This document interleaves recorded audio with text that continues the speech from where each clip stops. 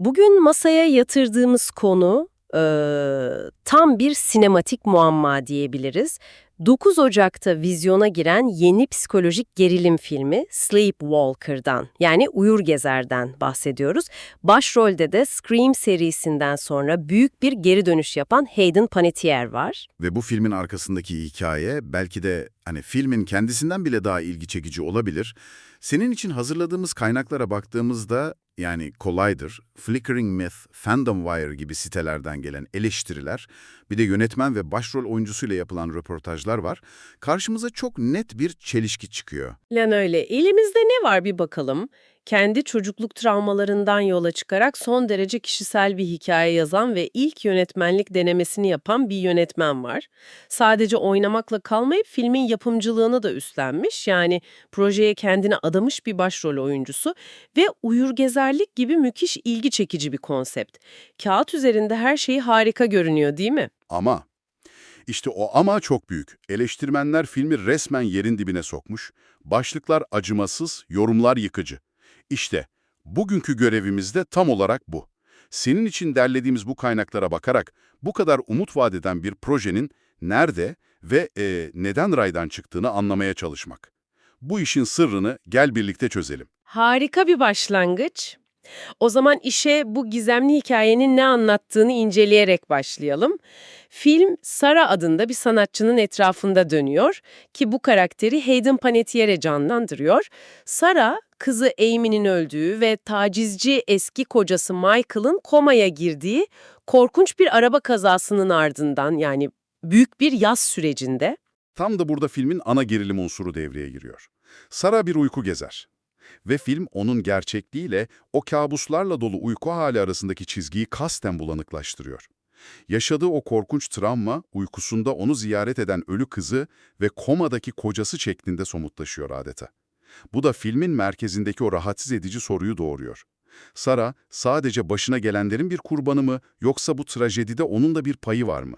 İzleyici olarak sürekli bu ikilemde kalıyorsun. Evet, kaynaklar da bu belirsizlik halinin filmin en önemli kozu olmaya çalıştığını söylüyor. Yani senaryo tıpkı Sarah gibi senin de neyin gerçek neyin rüya olduğunu ayırt edememeni istiyor. Hatta rüya sahnelerini belirtmek için kullanılan ilginç bir görsel ipucu var. Sarah'nın eli bir anda altı parmaklı görünüyor. Flickering Myth'in eleştirisi bu küçük detayın filmin nadir yaratıcı anlarından biri olduğunu söylüyor. Evet, bu tür görsel hileler izleyiciyi tetikte tutmak için tasarlanmış. Ama birazdan göreceğimiz gibi eleştirmenlere göre film bu hileyi o kadar çok kullanıyor ki bir süre sonra gücünü yitiriyor. Peki böylesine yoğun ve karmaşık bir travma hikayesinin arkasında kim var diye merak ediyor insan ve yönetmen Brandon Atwood'un kendi hikayesi belki de filmin kendisinden bile daha dokunaklı. Bu onun ilk yönetmenlik denemesi ve röportajlarında projenin ne kadar kişisel olduğunun altını ısrarla çiziyor. Kesinlikle. Atom'un senaryoyu yazarken doğrudan kendi çocukluk acılarından beslenmiş. Çok küçük bir çocukken babasını bir sanayi kazasında kaybetmiş ve annesiyle tek başına büyümüş. Röportajında çocukken geceleri duvarda babasının bir gölgesini gördüğünü ve filmdeki o hayaletimsi figürlerin ilhamını buradan aldığını anlatıyor. Vay canına. Uyguzerlik teması ise daha da kişisel bir yerden geliyor. Sık sık uyguzerlik nöbetleri geçiren kız kardeşinden. Onun o anlarda nasıl farklı bir bilinç seviyesinde olduğunu, belki de bizim algılayamadığımız şeyleri gördüğünü hep merak etmiş. Bir dakika, bu çok önemli. Yani yönetmenin niyeti sadece seyirciyi korkutmak için birbiri ardına kabus sahneleri sıralamak değil, aksine travmanın bilinçaltımıza, rüyalarımıza hatta uyanık anlarımıza nasıl sızdığını keşfetmek istiyor.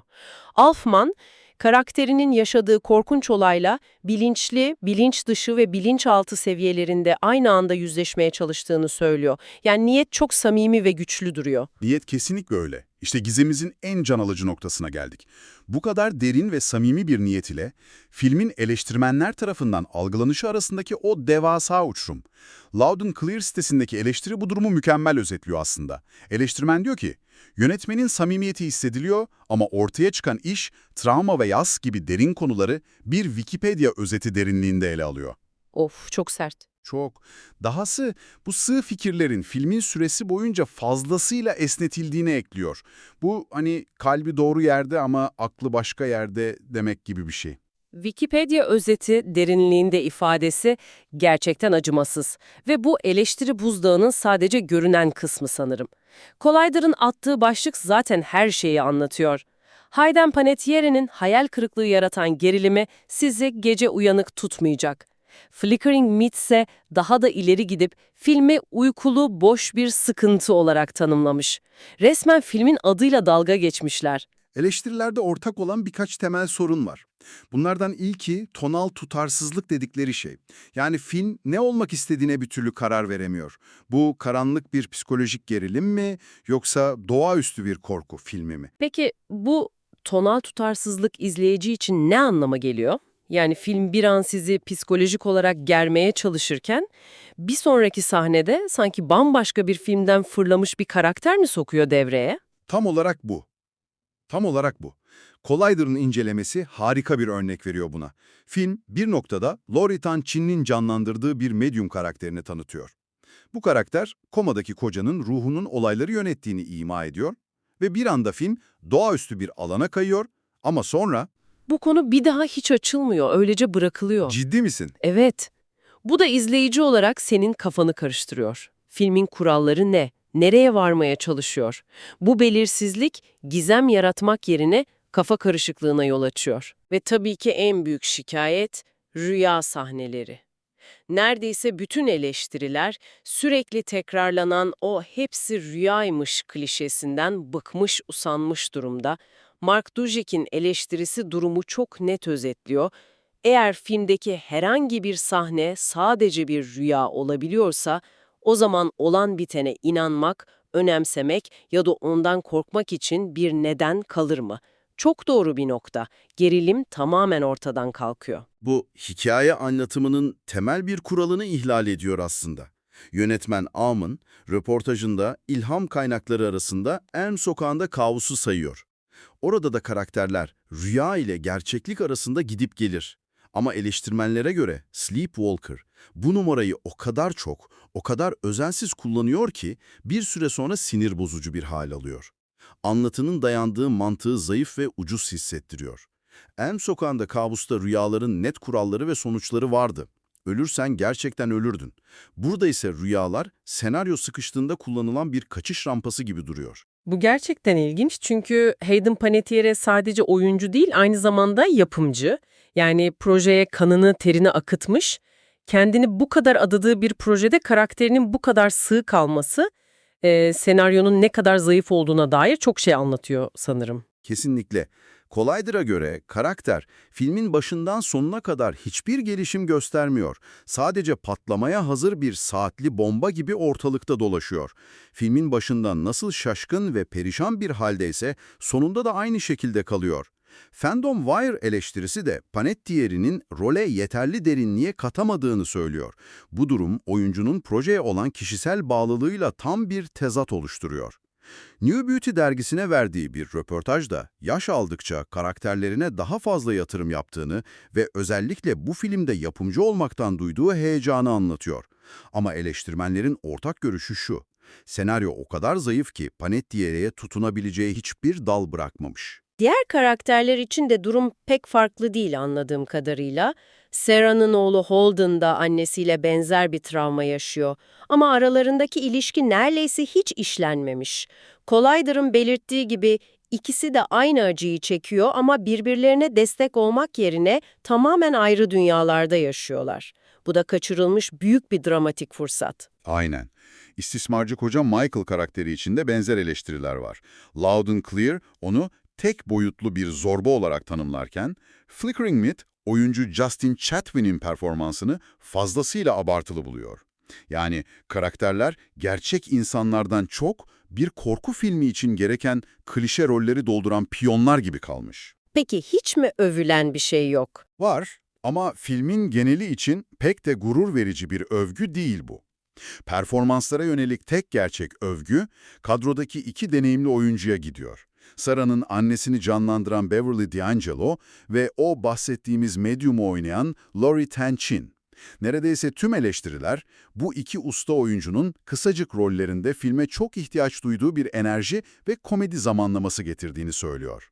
Hatta Loud and Clar'ın yorumu inanılmaz. İkilinin paylaştığı tek sahnenin çok daha eğlenceli bir filmin ipuçlarını verdiğini söylüyor. Bu hem bir iltifat hem de filmin geri kalanına yönelik çok ağır bir eleştiri. Kesinlikle.